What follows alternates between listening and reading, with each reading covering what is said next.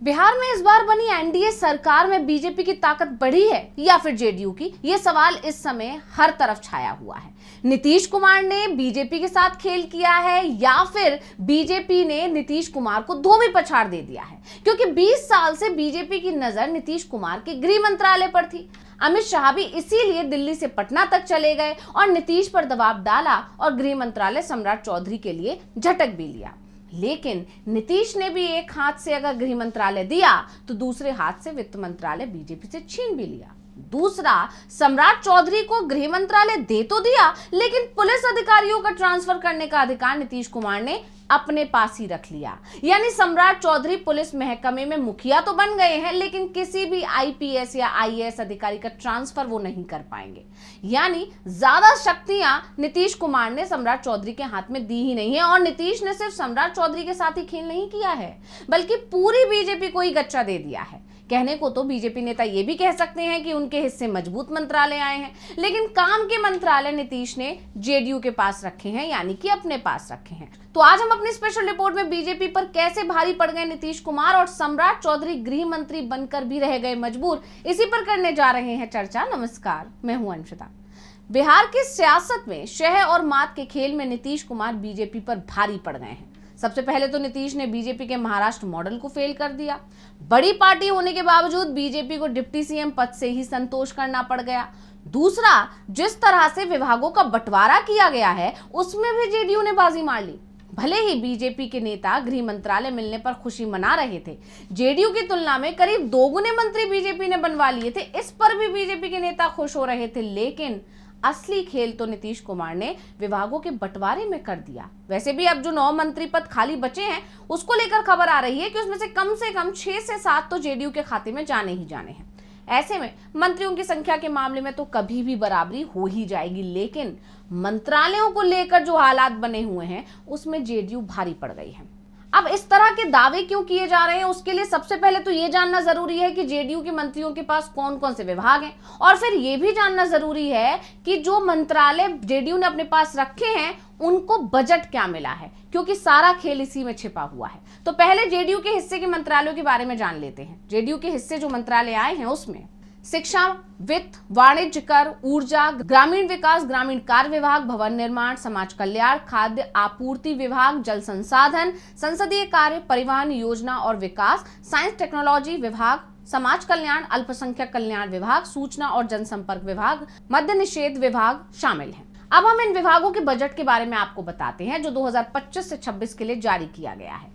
JDU कोटे के जो प्रमुख विभाग हैं इनमें शिक्षा का बजट है 60,954 करोड़, ग्रामीण विकास का है 16,193 करोड़, ऊर्जा विभाग का है 13,483 करोड़, ग्रामीण कार्य का है 11,101 करोड़, समाज कल्याण विभाग का बजट है 8,774 करोड़, जल संसाधन का है 7,451 करोड़, भवन निर्माण का है 6,894 करोड़, वित्त विभाग का है 3,646 करोड़, योजना विकास का है 2,602 करोड़, खाद्य उपभोक्ता का है 1,317 करोड़, सामान्य प्रशासन का है 1,254 करोड़, साइंस एवं टेक्नोलॉजी का है 1,159 करोड़, अल्पसंख्यक कल्याण का है 870 करोड़, मंत्रिमंडल सचिवालय का है 548 करोड़, परिवहन का है 530 करोड़, सूचना एवं जनसंपर्क का है 283 करोड़, वाणिज्य कर 278 करोड़ और निगरानी विभाग का है 49 करोड़ का बजट। इस तरह जेडीयू के मंत्रियों के पास कुल 1,37,751 करोड़ रुपए का बजट है।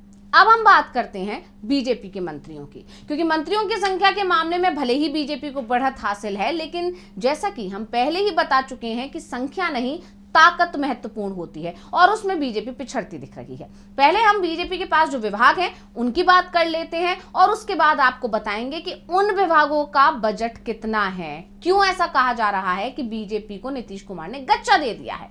तो बीजेपी के पास जो विभाग हैं उनमें गृह विभाग, राजस्व और भूमि सुधार विभाग, खान और भूतत्व विभाग, स्वास्थ्य विभाग, विधि विभाग, उद्योग विभाग, पथ निर्माण विभाग, नगर विकास और आवास विभाग, कृषि विभाग, पशु और मत्स्य संसाधन विभाग, आपदा प्रबंधन विभाग, श्रम संसाधन विभाग, पर्यटन विभाग, कला संस्कृति और युवा विभाग, खेल विभाग, सहकारिता विभाग, पर्यावरण वन और जलवायु परिवर्तन विभाग, अनुसूचित जाति अनुसूचित जनजाति कल्याण विभाग शामिल है।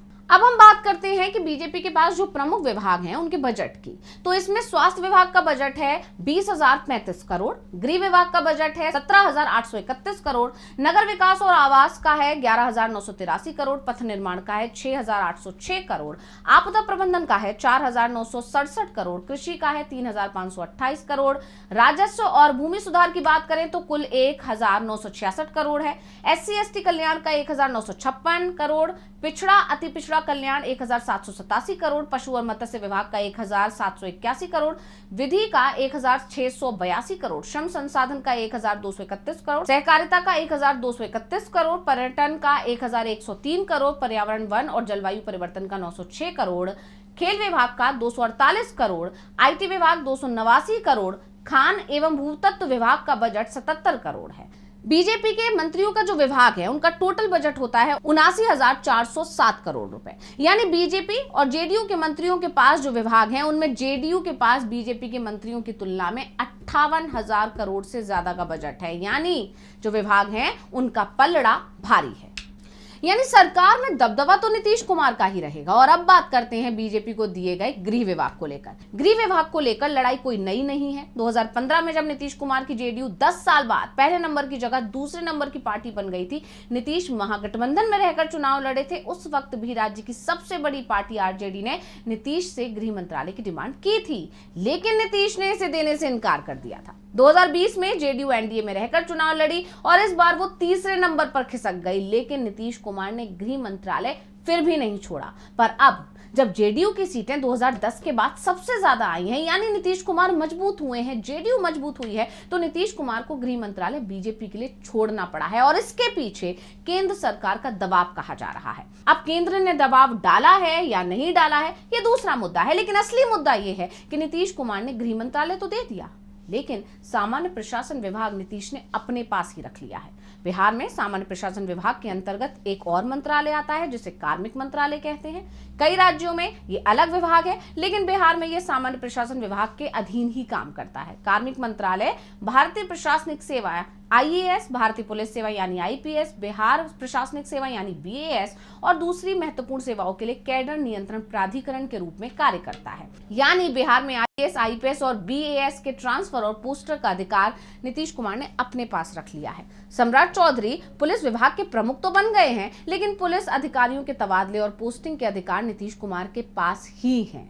किस जिले में किस एसपी की तैनाती होनी है ये सम्राट चौधरी तय नहीं करेंगे, बल्कि नीतीश कुमार तय करेंगे। तो आप खुद ही समझ सकते हैं कि बीजेपी गृह मंत्रालय नीतीश से लेकर खुश भले ही हो रही हो, लेकिन असली ताकत अभी भी जेडीयू के पास ही है। चाहे मामला ताकत का हो या पैसे का, हर जगह जेडीयू ही बीजेपी पर भारी पड़ती दिखाई दे रही है। फिलहाल अब सभी की नजरें विधानसभा के विशेष सत्र पर हैं, जहां विधायकों की शपथ ग्रहण के साथ ही विधानसभा स्पीकर और डिप्टी स्पीकर का चुनाव भी होना है। जेडीयू की तरफ से संकेत मिल रहे हैं कि गृह विभाग बीजेपी को देने के बदले में अब जेडीयू का विधानसभा स्पीकर पद पर दावा मजबूत हो गया है। नीतीश कुमार अब जेडीयू के लिए विधानसभा स्पीकर पद के लिए अड़ गए हैं। ऐसे में अगर बीजेपी के हाथ से विधानसभा स्पीकर का पद भी निकल जाता है तो साफ है कि नीतीश कुमार के आगे बीजेपी फुल सरेंडर कर गई है। तो स्पेशल रिपोर्ट आपको कैसी लगी हमें कमेंट करके अपनी राय जरूर दीजिएगा। इसी के साथ मुझे दीजिए इजाजत। देखते रहिए DV लाइव। नमस्कार।